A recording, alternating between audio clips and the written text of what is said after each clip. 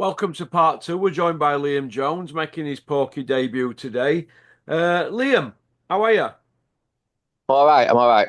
Right, I want to ask you about Anthony Joshua and Tyson Fury. Do you think that fight's ever going to happen? There's a lot of talk today about it yet again, or is it just becoming just a crap story every fucking 6 months that we pipe that the media outlets put out there to keep him in mix? Yeah, I can't see it happening. No? It's not a big fight. It is still a big fight, I suppose, but I think the hardcore boxing fans are not bothered. I don't think they're bothered. No? No, I've just read earlier as well that WBC have said that they would sanction Fury against Caballel for the interim belt. So it could possibly happen, I suppose, if Fury does come back. But I'm not really interested, to be honest with you. I don't know Fury anybody that in is. the Caballel fight because he's done loads of rounds with him, you see. So he'd take Yeah. that in a heartbeat, Fury. That's food and drink to him, that, in my opinion. But I think Caballel's been found out. He got dropped in his last fight, and I don't think he's what people were making him out to be. Do you know what I mean? I think he's just a good, solid top tenner. Yeah, I was impressed with him against oh God, I can't remember his name. The Cuban. Oh He yeah, boxed out. yeah. Can't remember his name. He boxed out at Canelo's gym. Sanchez, was it? Was it Sanchez or Jared? Well, yeah, Sanchez. Yeah, I was impressed with him against Sanchez, but he seems to have the same tactics for every fight, which is come forward, take a few shots, throw as many body shots as possible, and hopefully tire the opponent out, which worked perfectly for Zhang, but he still got clipped and dropped heavy. And I think a young fit heavyweight that'd be a good fight. Moses Itoma against Caballel. Well, Moses could really put himself in mix if they took that fight, couldn't he? Yeah, I think. Don't be surprised if that fight happens this year at some point. Yeah. Yeah, I think so. I mean, they've got to let him off at least at some point uh, with somebody who's got a really good chance of beating, both undefeated. So yeah, I think that'd be a good fight this year. Oh yeah. What about Joseph Parker? What do you reckon to him? Do you reckon he's on a roll, or do you think he's just been picking at guys that are fat and old? And when you look at Um, TV, Liam, we've got Bacoli, a fat pig, Zhang, a fat pig who's old, Wilder, an old man, and then you go for Jack Massey, a small cruiserweight. Derek Chisora, a fat old man twice. There's no names that jump out at you as top wins, is there? You just put piling up ranking points. You see where I'm coming from? I do, yeah. I think it's a little bit of both. I mean, you've got to give him credit for taking these fights, I suppose. I mean, the Wilder fight, to me at the time, it were 50-50 because nobody knew what Wilder had left, did they? Yeah. So I give him credit for taking that, and one right hand from Wilder, as people know, it's enough to end a career, isn't it? Yeah. But with the Bacoli fight, I was so disappointed with that fight, especially its shape that Bacoli turned in. I've been following Bacoli for a couple of years, and I genuinely thought he were always going to be in gym, always going to be in shape, ready to take any opportunity that comes his way. And then he turns up like that. So yeah, Embarrassing on it, really. it was to be, and not only that, the show was supposed to be the best boxing show ever, and then for that to happen, a 2 round knockout over a bloke weighing in at 22 and a half stone after 4 flights. Yeah, it took shine off the show for me. That. Yeah, it did, didn't it? Because they were all bigging it up. All the arse licking YouTubers were bigging it up as the best ever, weren't they? Yeah, yeah, and then obviously Josh Padley. I think he did really well, Josh, and I'm chuffed that he earned some money and he's been signed. Anthony, I was matchroom signed him, hadn't they? Yeah. So I weren't disappointed with that replacement, but yeah, the Bacoli fight, I don't know, it put me off the show a little bit. I weren't really interested in carrying on watching it after that. Were you? Not really, no. It just took the shine off the show for me. I know the Bivol fight were good and nip and tuck and stuff, and um, Yeah, I don't know. As soon as I seen that and I seen Bacoli get clipped on top of head, legs wobbling all over the place, I thought, oh, what a, it ruined it. Yeah, it ruined it for me. I want to see Parker against Bacoli again. Yeah. I do, yeah. I think Bacoli would beat him. What about Derek Chisora? What do you think to him being in mix all the time? Do you think he's just getting to the stage now where it's dangerous? Yeah, I do, yeah. He keeps winning though. That's the problem. If he keeps winning, who can tell him otherwise? Yeah, I see where you're coming from. Like, yeah, but do you think that But I'm he's thinking, his health? yeah, I think he's one or two massive punches away from being seriously hurt. I don't like it. I sometimes when he boxed Joyce, I kept looking away. I was cringing a little bit because I thought somebody's going to end up getting seriously hurt here. Yeah, Yeah, yeah, definitely. I mean, Joyce, although he looks slow and everything's like really slow and sluggish, it must still really whack. I just thought at any point somebody's going to walk on something and cause some serious damage. yeah. Do you think that Derek will end up on slab if he carries on? But I hope not. But it it's got to be it's got to be careful matchmaking, hasn't it? To where it can be looked after and earn the money that it wants. I don't know. I don't know who he's going to fight for his 50th fight, where they can guarantee him to come home safe and earn millions of pounds. Well, if it's anybody in top 25, he could end up getting done in, couldn't he? Yeah, really. I don't understand how he's been licensed. To be honest with you, I know he keeps winning and stuff, but he's getting on. He's had some punishment over the years. And what's going to happen if he does end up on slab? What's going to happen? Who's going to be liable for that? Yeah, I see where you're coming from. It's no, well, nobody really cares, do they? No, but it's wrong. It's wrong in my opinion. All right, it gives value for money every time he gets stuck in, but it's not worth your life, in my opinion. I mean, he's never going to be a world champion. He's earned millions and millions of pounds, and I think he should. I genuinely think he should retire and be grateful for what he's earned throughout his career, for nights that he's had. I mean, he's had some big stadium fights. He's had some lives and deaths with Dillian White and um, Fury and stuff like that. So he's had a brilliant career for realistically a very limited boxer, in my opinion. Uh, yeah, I think he should just pack it in. Yeah, it's dangerous for Derek in it now, this game. Definitely.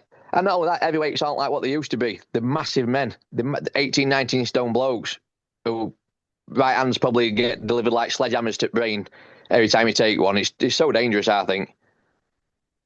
Yeah, what about Pulev, WBA regular champion?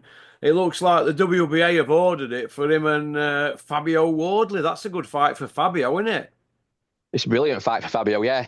Um, I think Fabio does him in 2 or 3 rounds. I do. I think he'll just let it. He's not free to let his hands go, Fabio, is he? No, not at all. And when he does throw and land, he causes some damage, doesn't he? Did you see what he did to its big freeze? Yeah, I couldn't believe that. At the time when I was watching it, I thought he was having a stroke at first Yeah. until it come out on social media that he'd fractured his jaw. Yeah, it didn't look good, did it? Do you think it's big freeze will ever be the same fighter? No, you can't after that kind of damage, can you? Really? No, no. White Rhino will be kicking himself that he weren't fit when he fought its big freeze now, won't he? I think so. I think a fit Dave Allen would beat Fraser Clark, bronze medal or no bronze medal. I, Yeah. I've never rated it. He seems a nice bloke, genuine and quite humble and that. But as a heavyweight, I mean, getting iced in 1 round by somebody with no amateur experience after winning a bronze medal yourself, it don't look good, does it? It don't look good for them Olympic medalists. They're handing them out like confetti, aren't they? I know. Yeah, I know. I'm trying to think of the last medalist who were really successful from this country. It's got James to the be a couple of Gale. years back now, hasn't it? James the Gale, isn't it? Yeah. And how long ago was that? How long ago did he win a world title? I don't know when he won a world title because I know he did win one, but he won his medal in '08. Right, yeah. So there you go. So it's not looking good, is it? No, it ain't. Lawrence Okoli's moved up to heavyweight. He's going to fight React Porte by it looks a bit. What do you think to that? I think it'll be a decent fight. I know both of them styles aren't brilliant, but they're always exciting to watch because they've got that dynamite, haven't they? They've got that right hand. Yeah. Uh, and I think now Okoli's with Joe Gallagher. I think he's going to use it willingly. Yeah, well, his last couple of fights, he's been putting people on button moon, hasn't he? Yeah, yeah. And everyone was criticising him for coming in looking a bit tubby last time, but if he can carry it and he's fit and strong at that weight, then I can't see a problem. Yeah, I can't. But I like Okoli. Obviously, I met him. I didn't like his style as a cruiserweight. I wouldn't open my curtains to watch him. But since he's gone to Joe Gallagher, he's just been lifting people off floor with punches. Yeah, I agree. As a cruiserweight, oh, it was awful to watch sometimes. I actually watched him. I watched him live a couple of times. I think it might have been at Bramall Lane when Kell Brook boxed Errol Spence. I think he boxed on the undercard. And most of the people got up and left as soon as it was announced. Yeah, yeah. He went for a pint. I agree. Daniel Dubois, he pulled out at Parker fight. Do you think he shit his pants, or do you think there was something untoward going on there? Because Bricktop came out and he was talking about antihistamines and blah de blah, and he were pulled out. Do you think he took something by accident and they played it safe? Yeah, that's one theory that I've heard, but I've also heard that he's got Usyk in July, August time. Yeah. Why does Usyk have to fight them all twice? I don't know. I genuinely don't know. To me, he's number one pound for pound. Usyk. He's beat not only has he beat everybody, but he's beat everybody twice. And the second fight that he's had with him, he's pasted him, hasn't Yeah. he? Yeah, I don't know. I'd like Dubois to win. Because I think he's come back. He's battled back from a bit of hardship, hasn't he? Obviously pulling out with his injured eye and Yeah. that body shot that weren't a body shot with Usyk the first time. But yeah, and Usyk's getting on a bit now, isn't he? So it might be a good thing if Dubois wins and it opens up heavyweight division again a little bit more. But yeah, I don't know. Yeah. Do you see Dubois beating Usyk in July? Then, if that's the case, if it's a done deal. I know it's not on Boxer yet, but that's the whisper in it. Do you see him Yeah, beating Usyk, or do you see Usyk having just a little bit too much for him? I think it all depends on what Usyk turns up. How old is Usyk now? 39, 40. Yeah. He's had a long amateur career, and not only that, people forget that he's in with massive men. He's giving 3 or 4 stone away, putting himself through grueling camps. I personally think that Usyk will still have too much for him.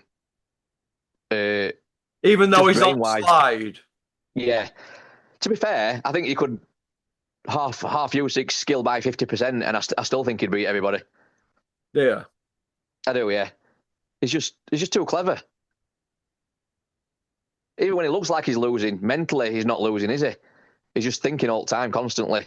Yeah, he just changes it up. He can fight 7, 8 different styles, can't he? He's coming at you with all sorts of different things, and adjustments and that. Yeah, and I think that's what makes a great fighter when they can come out for round 2 after having a round 1 that hadn't gone in their favour and completely changing the game plan within that minute, in that corner. And like I said, I think he could have a different style for every round of a 12-round fight if he wanted to. Do you think in the first fight with Dubois, he didn't quit? He just were mesmerised and he had like a bit of a meltdown. Yeah, I think that body shot or low blow, whatever you want to call it, I think that threw everything out a window for Dubois. Yeah. I do, yeah. He looked pretty confident, really.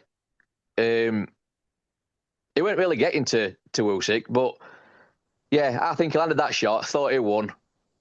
And then as soon as Usyk come back out again, Usyk just put it on him, didn't he, straight away? He went through the gears, didn't he, Usyk, after that, didn't Yeah. Yeah, he put Like it he on were him, and pissed off, wasn't it? it were, yeah, it were. That's what it reminded me of. He looked like I don't know. He looked like somebody who just um, I can't explain it. Yeah, he just looked really, really pissed off and come out and put it on him and like cemented it, didn't he? If you know what I mean. Well, And I think Dubois just thought, I watched him after that round ended, and he went back to the corner and he sat on his stool, and it reminded me of Ali after that first round against Foreman when he was stood up in corner and he was just staring and he were like, wow, this is yeah, like meeting your maker kind of thing, you know, because Dubois obviously a big, powerful kid, in it, and Usyk were like, this is it. This is where we're firefighters and you fight fires, don't you? yeah. And he went out, put it on him, and I think Yeah. Dubois thought, oh, no, forget this. I've had my opportunity. It's passed me by. Whether he did quit or not, I don't like to say, but to me, he did. He went down off a jab and then chucked it. But I can't blame him. He was going to take a pasting if not, weren't he? And I don't think. I think if he'd have stayed in with Usyk, I don't think he'd have beat Joshua later on. Yeah, he were picking him off, wasn't he, after he got that round out at way. He just went after him, Usyk. He mesmerised him. Yeah, which he does with everybody though, doesn't he? If you've Yeah. noticed, round 4, 5, and 6, he seems to have a little breather. Then after that, he goes through gears and almost gets them out of there every time. I think he lets them have a. I think that they're on top for them rounds because he always seems to take them rounds off, doesn't he? Yeah, he does. Yeah, and he did it with Fury in first Fury fight, and everyone thought that Fury were going to put it on him and start going to town, and then he come out Usyk and absolutely battered him after that. Yeah. You obviously know your boxing very well, Liam. So well done. Obviously, you boxed at amateur level. You're not stupid. I want to talk to you about Tyson Fury's CV. We get a lot of people commenting about it since I did that video the other day. What do you think about his CV as regards the earnings he's had, over 200 million, and the hype and the goat hats he wears and all that? What do you think about his CV? Do you think it matches the hype? No, I mean I have been a Fury fan. I've always been a Fury fan, to be fair. But I never really thought about CVs and stuff like that until I started watching your channel. And then you put the earnings with the fights that he's had. It doesn't add up to me. Um, I mean, Vladimir, a brilliant win, weren't it? But Yeah. after that, I can't really think of anything that I got overly excited about. No? No, I'm struggling. To be honest with you, I'm struggling to think of anybody who would be in his first 15 fights that springs to mind. Well, as of last week, he fought Christian Aimer 10 years ago last week, right? And in Yeah, this 10-year period, he's had Vladimir, Serifa Sarifi, Pianetta Wilder, Swartz Wallin, Wilder, White Chisora, Ngannou Usyk. He's had 13 fights in 10 years, so that's since the Christian Aimer fight. So he's not really had that, and he's not got one fight lined up at the moment. And they're saying he might not fight this year at all. I mean, he's fat as a pig if you've seen him on social media at the moment. So 13 fights in 10 years. He's hardly Mr. Active, is he? no, but the bank balance would tell you otherwise. Well, yeah, because they've had spin-offs and wrestling gigs and all sorts of nonsense, haven't they? But point I want to make is this a GOAT CV, yes or no? No, Now, the world champions, former, current, and future on there are Steve Cunningham, an old man stepping up to cruiserweight, which were a life and death. Fury got dropped. Then you've got Vladimir, 4 months off his 40th birthday in his 68th fight. Then you've got Wilder twice. Now, he beat Wilder in 2020. Since then, he's beat Wilder again in 2021. Since that win over Wilder, he's not got a win over a champion. Now, that second Wilder win, and don't forget Wilder were a former champion then. It's like 4 years since Fury's beat a former champion. Dylan White, Chisora, Ngannou, and the two Usyk losses, for me, he's not a GOAT run, is it? I mean, it's gaslighting from the Furies if they think that he's a GOAT. That's just my opinion. I just wanted I respect your opinion. You obviously know your stuff. I just wanted your opinion, and obviously you agree with me. I don't want everybody to come on and agree with me, but the diehards will tell you different. But if we look at his early career, it's absolute pony.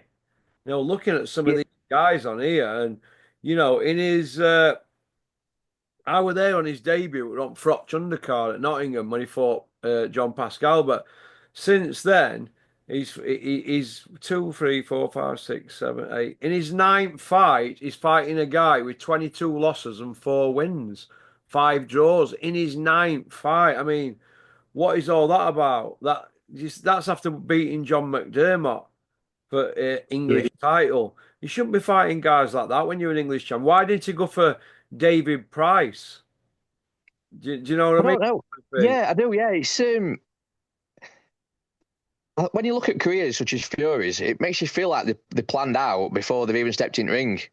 Well, Um, he got a British title against Derek Chisora. That style were made for him, and he beat Chisora 118, won it 111, 117, 112, 117, 112 for a British and Commonwealth title. Chisora's style were easy for him, but why did he feel the need to fight him two more times when he beat him comfortably at first time, smashed him up second time, and smashed him up third time? Why then? Why would you be defending your world title against a guy with 12 losses at Tottenham Hotspur's ground for WBC title? I mean, what is that? I don't know if I'd have had my way as a fan, the Dillian White fight and Chisora fight wouldn't have happened. That little area there would have been your Joshua fight for me. That was the perfect time to do it. Yeah, but Um, they haven't done it, have they? Now they're trying to talk that fight up now, as if they're stood in the penthouses as with a 200 million plus in bank. Him and Big Meats Joshua. They've got the cocks out and they're just pissing on fans, saying, "Look, buy into this fight now." Pair of them are finished, and now they want everybody to buy into it for pay-per-views. And I just think it's fundamentally wrong for boxing fans, and it's abuse of the system. And nobody's going to bat an eyelid. They're all going to let all these YouTubers ask him all these soft questions. And I just wonder what your opinion were on that, Liam. yeah, I agree. I agree. I think. I mean, I don't know anybody that's going to be excited. Any hardcore boxing fans that'll be overly excited over Joshua Fury now. I mean, they're both being beat. They're both in the what are they? Both mid-30s. Um, Yeah. I mean, Joshua, like you say, he's not been the same since Ruiz beat him, in my opinion. Um, I think if it does happen, Fury would beat him anyway, pretty comfortably as well. Uh, but I He's don't know. I don't know anybody. 37 in August, Liam. He's 37. In August, yeah. Yeah, yeah. But saying all that, it'd still sell, wouldn't it, in this country? Oh, of course it will, mate. Of course it will. But I mean, nobody's talking Usyk trilogy, are they? If them fights were that close and he thought they won, fight Usyk a third time. No, that'll never happen. Never ever happen because then Matchroom and Eddie has lost his last remaining cash cow. I don't know who's going to fight next, Joshua. I've been looking for a decent opponent that'd sell, and I can't find one that'd comfortably beat. Well, That's Josh is 36 this year, so and he's got a 90% KO ratio, but he can't pull trigger, in my opinion. no. Who would you match him up with next? If for his comeback fight, who would you match him up with? Could get beat off anybody in top 20 on box rec. Yeah, I agree. I think Wardley would do him. I do. They're not mentioning Wardley, are they? They're not mentioning Atome. No, like I say, any British prospects, I'd give a good shout at beating Joshua. When you go through Joshua's CV, though, which we'll come to, is now Fury's has not got a GOAT run. Joshua's CV, you've got Charlie Martin. He got the belt by default, didn't he? Right. Yep, So he could say he was a champion, but worst Ring Magazine say worst one is in 25 years. Then you've got Dominic Brazil, a footballer, American yep, footballer. Eric Molina, a geography school teacher. Vladimir Klitschko, nearly 42-year-old in his 69th fight, life and death. Takam, Parker, who had a belt, didn't he? But let's have it right. He got that by default. It was Fury's belt. Povetkin, a former regular. Andy Ruiz, a fat man who beat him first time round. He beat him second time. And Pulev, who went on to win a regular. And that's it. Since then, he's lost to Usyk a couple of times. Been in with Franklin Ilenius, Wallin, fought Ngannou in his second fight, and Jabbar flattened him. So. Looking Yeah, at that, lot, it's like another Fury job, isn't it? It's gaslighting. yeah. It's that management and marketing has just been absolutely fantastic. They've done a brilliant job with him, haven't they? Marketing wise. Cocks out and pissed on us all again, aren't they? With all the he's the new Muhammad Ali. It's absolute pony macaroni what they've done to fans there. But none of Yeah. these YouTubers are asking these questions. Can you answer me that, why, Liam? Uh, Access and views. That's all. That's all I can think. Access and views. Because to be fair, I've never really rated Joshua. I think he was gifted at Olympics. Um, he took a belt off somebody who won it by a broken ankle because I think didn't Charlie Martin's opponent break his ankle in Yeah, yeah, third or fourth round or something. yeah, Uh, I mean Eddie Hills, sorry, he always reels off this list of names. You ask anybody in the street, they won't know any of them other than Usyk. I'd never heard of Dominic Brazil until they were fighting Joshua. I'd never heard of Molina until they were fighting Joshua. There weren't big names in America, so I don't know. Yeah, it's just brilliant management and marketing, made him millions and millions and millions of pounds, and Eddie at the same time, uh, without much substance. Just a big strong kid who can crack, in my opinion. yeah, yeah. Okay. The guy that Charlie Martin won the belt off were Glaskov, wasn't it? Yeah, that's it. Yeah, did he fall over and break his Yeah, ankle or sprain his ankle or something? Yeah, Glaskov fell over, did his ankle. yeah, It was for Fury's belt that then pinched off Fury, didn't it? IBF. yeah, yeah. I remember watching that fight actually. Yeah, yeah. And I remember the ring saying as well that they were one of the worst champions ever. Weren't it? World champions ever, or in the last 25 years? Did you say? Magazine said Charlie Martin's the worst champion they've had in 25 years. Yeah, yeah. I agree. So, okay, we'll finish off on this one then. Turkey Al Sheikh and Dana White. The word around the campfire is that they've got Turkey got his feet under the door, had a little look around boxing, didn't like what he saw. Joined forces with Dana White, and he said thank you, but no thank you to Bricktop and Eddie Hills. Hills, what do you think to that, Liam? I think it was predictable. Yeah, I'm 100% sure that he only got involved with Bricktop and Eddie Hills to see how the land laid, if you know what I mean. See what money were floating. See how they could promote fights. No, pick the brains a little bit. Uh, I don't think. I think this time next year, Eddie Hills and Bricktop won't have anything to do with Saudi. do you think that he had a look at them and basically they were all tiptoeing around him and kissing his ass and all that. And then after 3 or 4 trips out there, they all slipped into familiar mode and the masks started slipping due to greed. Definitely. What's the saying? Is it there's a saying, isn't there, about being too familiar? Is it familiarity Familiarity breeds breeds content? contempt. That's it. Yeah, I think that's what's happened. Because we had Big John Fury there running around, nice and quiet and Mr. Humble, and these are great people and all that. And then on his fourth trip out there, he's sticking nut on people and telling people to F off and behaving like a lout, isn't he? Yeah, it's not done. It's not done the Furies any favors, and not done British public any favors. If that's what everybody around the world thinks that we act like. Well, that's Big John Fury for you. That's him in a nutshell, isn't it? 100 on the hard road. Yeah, yeah, yeah. I But not agree. one person's come forward and said he had a bare knuckler. You see, the thing with Big John is this.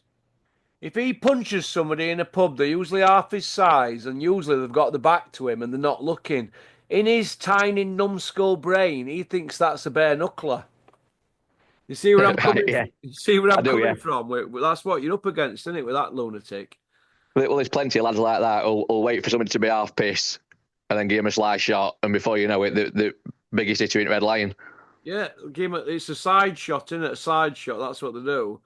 That's his party piece. He's been doing it for years, and obviously he tried it with Usyk's cut, man, that young kid, and he come unstuck because he cut his own head, didn't he? Pop, pop, bang. Yep, and he's not been anywhere near since, has he? I don't think. I know we've not heard a peek out of him since because Usyk did the business that week and then did him in rematch. Yeah, I've always been unsure with John Fury. I don't know if he's always been like that. You'll know more than me, but yeah, again, he's a brilliant salesman again, isn't he? He is, and they need him for shows because he's always got plenty to say in that. But like I said, it is what it is, isn't it? I think the John Fury story is not over yet. I think his 15 minutes is up, but he'll want another 15 minutes. But I think it might go other. His next 15 minutes will be when they put them bracelets on him and cart him away. Yeah, I don't. I think as far as professional boxing's gone, sorry, as far as professional boxing goes, I think he's done. I think he'll be able to get his limelight with Tommy in Misfits and that kind of stuff because they want him, don't they? They want him to act like a lunatic, don't they? Really, in Yeah. Misfits stuff. Yeah, that's it. Because Tommy's never going to fight in a proper boxing fight ever again, is he? Really? He's just going to be misfits bollocks, isn't it? Yeah, well, if he's pulling out against Darren Till, then what pros can he box? Really? Yeah, exactly. If he's having life and death as well with Jake Paul, yeah. But you can't blame that. He's a young, good-looking kid. He's earning millions and millions from fighting nobodies. Really, it's just a shame. It's just a shame, really, that he comes from a boxing family like that and he's chose that path. But each to their own, I suppose. If you want to earn money, that's the way to do it. Yeah, it is.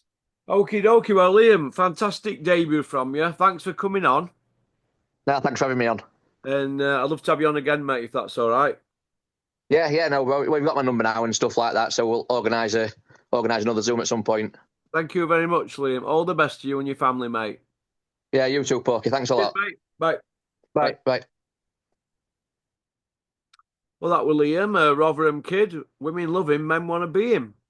Thanks for coming on, Liam. I really enjoyed that. Very refreshing to have new lads on. It's a pity some of them trolls who I sent emails to didn't want to come on and let's see their story, what they've got to say. You know what I mean? Unbelievable. But hey ho.